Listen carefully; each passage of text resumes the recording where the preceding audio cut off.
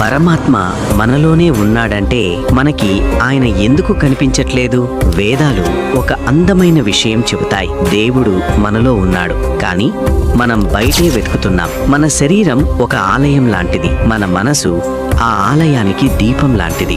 కానీ ఏమవుతోంది తెలుసా? రోజంతా మన మనసు భయం, కోరికలు, అసూయ, కోపంతో నిండిపోతుంది. అలాంటప్పుడు లోపలున్న దేవుడి వెలుగు ఎలా కనిపిస్తుంది? వేదాలు చెబుతాయి, నిశ్శబ్దమైన మనసులోనే దేవుడు మాట్లాడతాడు. ఒక ఋషి అడిగారు, దేవుడు కనిపించట్లేదే? గురు నవ్వుతూ చెప్పారు, నువ్వు గది నిండా శబ్దం చేస్తున్నావు, దేవుడు మౌనంలో ఉంటాడు. అందుకే ధ్యానం, జపం, భక్తి అవసరం. అవి దేవుడిని పిలవడానికి కాదు, మన మనసును నిశ్శబ్దం చేయడానికి. ఈ రోజు నుంచే రోజులో కొద్దిసేపు నిశ్శబ్దంగా ఉండి చూడు. నువ్వు వెతుకుతున్న శాంతి బయటెక్కడో లేదు, అది నీలోనే ఉంది.